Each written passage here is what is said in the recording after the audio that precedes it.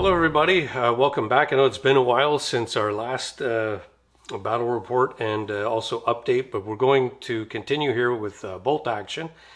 We've been away, just life has a way of doing its thing. We will be continuing the Stalingrad campaign that is on the books, but it's been full steam ahead to just try and get everything ready more or less for the Western Front. A few scenario books we want to dip into and work on both in Italy and in France to basically encompass the Western theater. And in order to do that, I've had to complete some Canadians, and I've got Germans here that I'm trying to do, and that's the subject of this video, will be how we're progressing with the Germans. And I decided to go a little bit of a different route on the advice of a buddy of mine, Chris, who you'll see probably in one of the next battle reports. So what I did is I combined a bunch of kits and went with one look, so that I've got maybe 100, 120 guys here that are painted up that can be pretty much suited to just about any theater, without looking a little too late war, although the Grenadiers are very much late war, but I've got a lot of other figurines to use as early war. Not exactly how they might have looked, but either way, it's going to be quite versatile this way. But most importantly, was the model making was quite versatile. But what I did is I combined the likes of an Africa Corps box here. Took one of those, as well as a German Pioneer box, which is really like the Here Infantry box with the engineering bits in it. So that was really handy to be able to mix all of those guys together. And as I mentioned, a German Grenadiers box. So you have all the more late war bits and looks going on there. But another thing I did was grab a box of War Games Atlantic, this Panzer Lehr Division box, because it's it's a bit of a mixed look on these guys. They've got some good poses and whatnot, so I decided to include those as well. Those are not quite yet done. I've built them all, I haven't painted them yet. But let's dive into the paint. That's the subject of this particular video. We'll touch on more of everything else in later videos, including all of the terrain that I've been furiously building up for Western Europe, which is quite a bit of a contrast to Eastern Europe, Russia. And I want to make sure that the battlefields and the battle reports are somewhat faithful to the actual terrain being represented in the books and historically. So anyways, to get started, what I did is I based everybody in black rattle can paint just to get that set, and then used these Vallejo rattle cans, which I'm a big fan of. You get a lot done with these things. I have a garage that I can use. Make sure you're using a ventilated space. This is German field gray for infantry. It works great.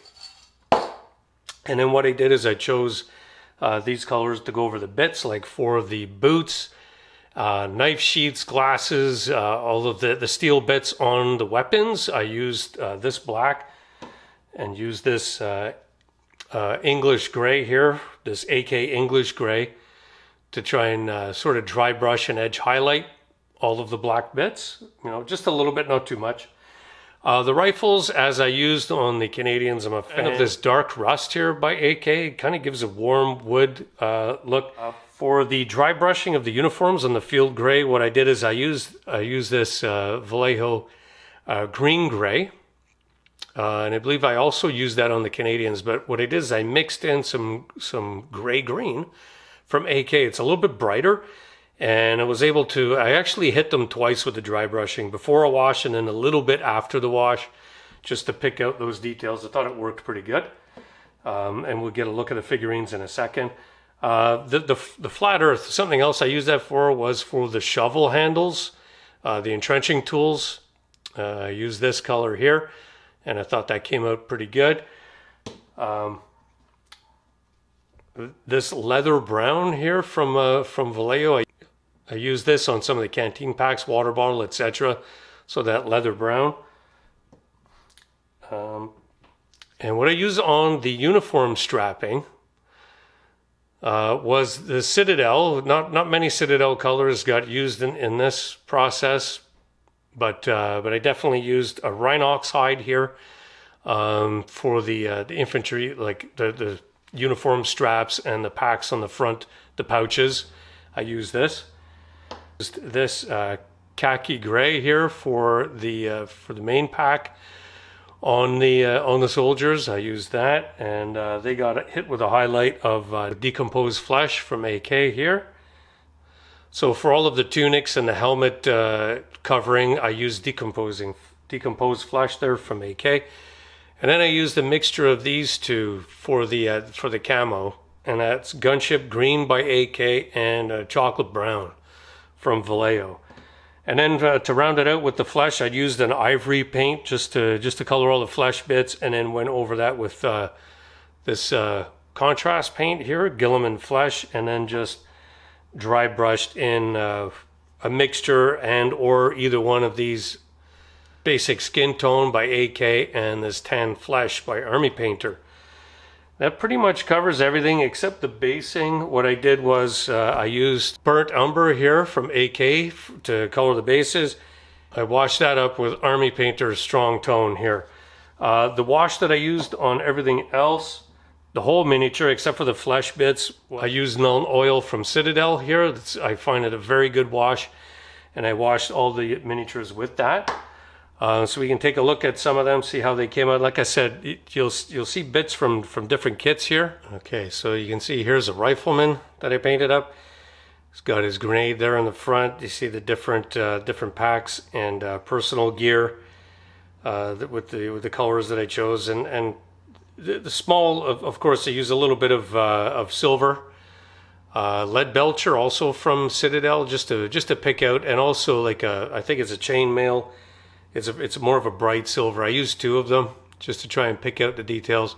So there's a rifleman, another rifleman in a different position, and you can see the grenadier covering over the helmet that I was speaking of, where I used decomposing flesh, Gunship Green, and the chocolate brown, just to sort of pick out the camo on that, and then that got a wash of the Nuln Oil.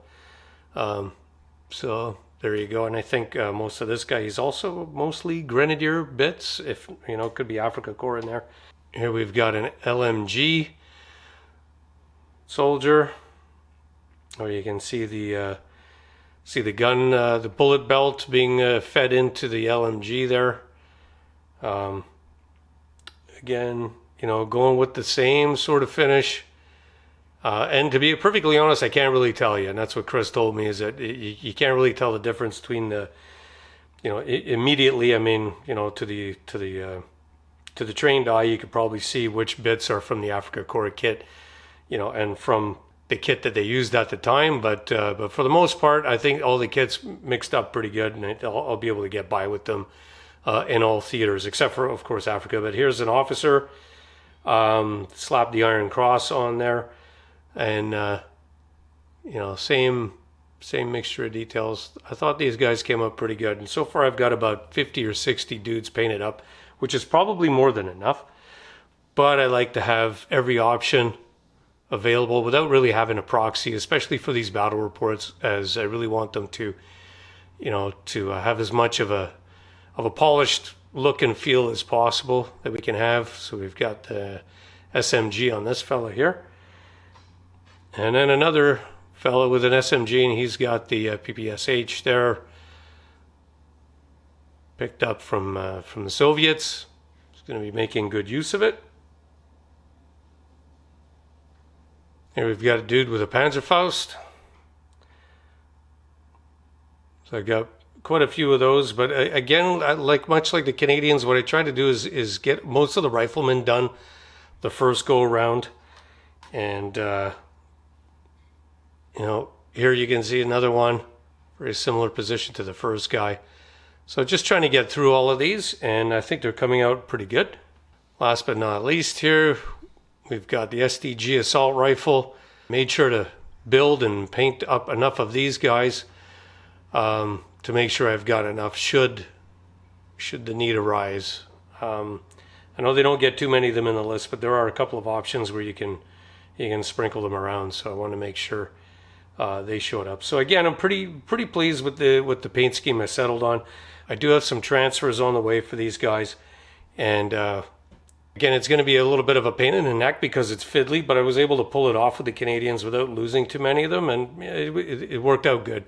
I like the way they turned out. So I've got those on the way in order to slap them on, if I can. That may not happen right away, but it's definitely in the works. So there you have it. I've got a bunch of vehicles too we're working on, and I hope to have those done up within the next week or so, and that'll be coming in the form of another update. Yeah, thanks for watching, and please stay tuned. Battle reports are in the works, and they will be up and running shortly. Haven't put this project aside whatsoever, just decided to get all the hard work done first, at least most of it, and get the basics done so that the Western Front, we can just start rolling them out. So thanks again for watching, and look forward to the next one. Take care.